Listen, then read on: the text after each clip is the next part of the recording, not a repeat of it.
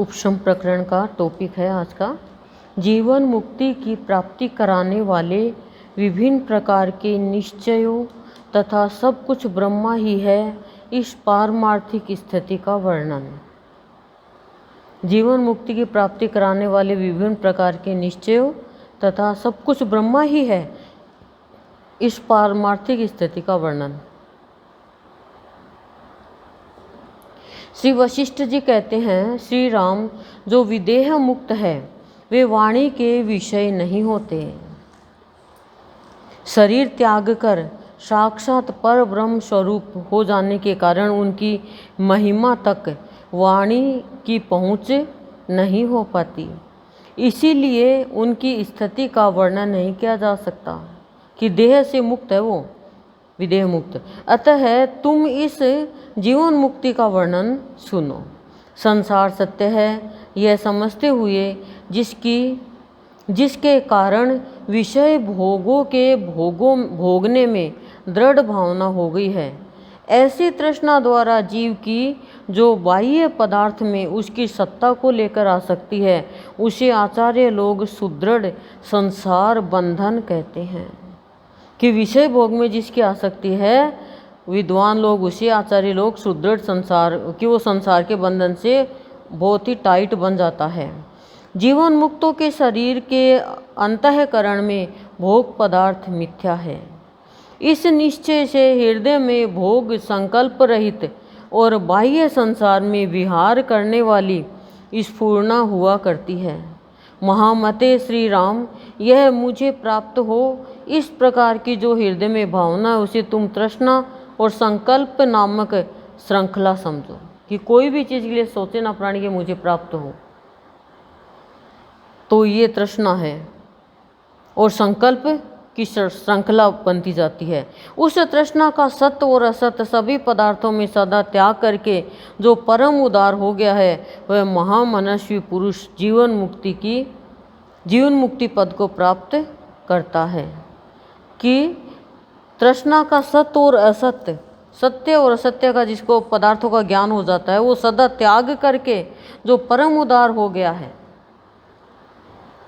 परम उदार यानी दयालु कृपालु हो गया, वह महामनस्वी पुरुष जीवन मुक्ति पद को प्राप्त करता है।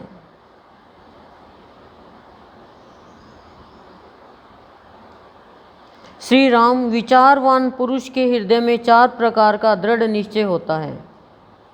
विचारवान पुरुष के अंदर 4 प्रकार का दृढ़ निश्चय चलता है कि मेरा निश्चय है, यानी मेरा इरादा है। पहला निश्चय यह है कि मैं सिर से लेकर पैर तक माता पिता के द्वारा रचा गया हूँ। यह असत्य दृष्टि है, ये सत्य नहीं है कि मेरे को माता पिता ने जन्म दिया, उन्होंने बनाया है, ये सत्य नहीं है। ठीक है, इसके कारण मनुष्य को बंधन प्राप्त होता है बस। क्यों? इसके कारण उसको और कुछ दिखता ही नहीं है। मैं देह इंद्रिय आदि सब पदार्थों से रहित तथा सूक्ष्म से भी सूक्ष्मतर हूँ, ऐसा जो दूसरा निश्चय है वह साधु पुरुषों को मोक्ष की प्राप्ति कराने वाला होता है। दूसरा निश्चय कि मैं देह इंद्रिय आदि सब पदार्थों से रहित हूँ, न मैं देह न मैं इंद्रिय, और सूक्ष्म से भी मैं सूक्ष्मतर हूँ, यानी बहुत ही मैं छोटे से भी छोटा हूँ। जो निश्चय ऐसा करता है वह साधु पुरुषों को मोक्ष की प्राप्ति कराने वाला होता है। रघुनंदन, जगत के सब पदार्थ मुझ अविनाशी परमात्मा के ही स्वरूप है। इस तरह का तीसरा निश्चय भी मोक्ष की ही प्राप्ति कराने वाला है।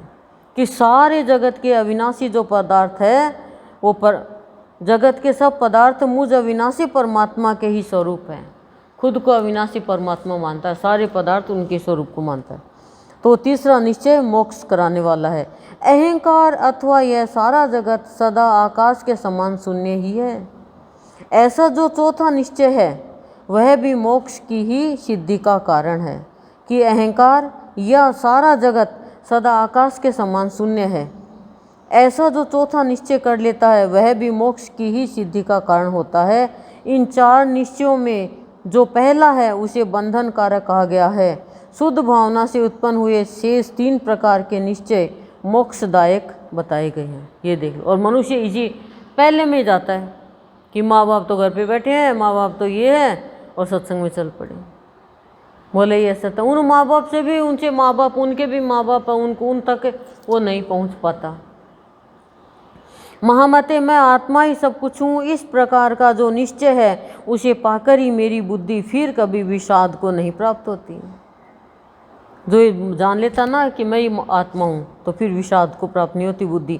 आत्मा की महिमा ऊपर नीचे और अगल बगल में सर्वत्र व्यापक है, सब आत्मा ही है। ऐसे आंतरिक निश्चय से युक्त पुरुष कभी बंधन में नहीं पड़ता।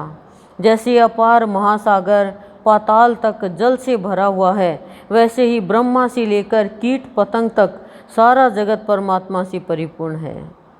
इसलिए एकमात्र ब्रह्मा ही नित्य और सत्य है, उससे अतिरिक्त जगत की कोई सत्ता नहीं है।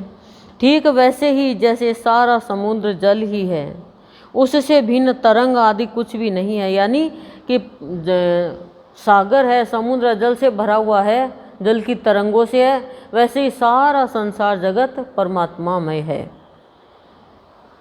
जैसे सोने के कड़े, बाजूबंद और नुपुर आदि सुवर्ण से भिन्न नहीं है, उसी तरह वृक्ष तृण आदि कोटि कोटि पदार्थ आत्मा से भिन्न नहीं है। परमात्मामयी अद्वैत शक्ति ही द्वैत और अद्वैत के भेद से जग निर्माण की लीला को करती हुई विस्तार को प्राप्त होती है।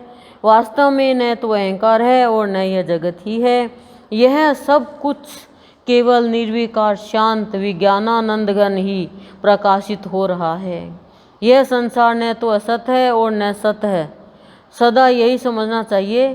परम अमृत अनादि सब ज्योतियों को प्रकाशित करने वाला, अजर अजन्मा अचिंत्य निष्कल यानी संपूर्ण निर्विकार, संपूर्ण इंद्रियों से रहित, प्राणों का भी प्राण, समस्त संकल्पों से रहित, कारणों का भी कारण, नित्य उदित परमात्मा, व्यापक चिन्मय प्रकाश स्वरूप, आकाश में परिपूर्ण, अनुभव का बीज यानी कारण, अपने आप में ही अपने आप का अनुभव करने योग्य है, आंतरिक आनंदा भुवन स्वरूप ब्रह्मा ही तुम, मैं और जगत है, उससे भिन्न कुछ नहीं है। इस प्रकार का निश्चय तुम्हें करना चाहिए। सब वो है, निर्विकार, सब इंद्रियों से रहित, प्राणों का भी प्राण और अचिंत्य निष्कल यानी सब कुछ अजन्मा अजर, कारणों का कारण, नित्य उदित परमात्मा, व्यापक चिन्मय सब प्रकार स्वरूप वो है, मैं हूँ, जगत है। ऐसी धारणा करनी चाहिए, निश्चय करना चाहिए। तो ये सर्ग 17 पूरा हुआ। ओम शांति शांति।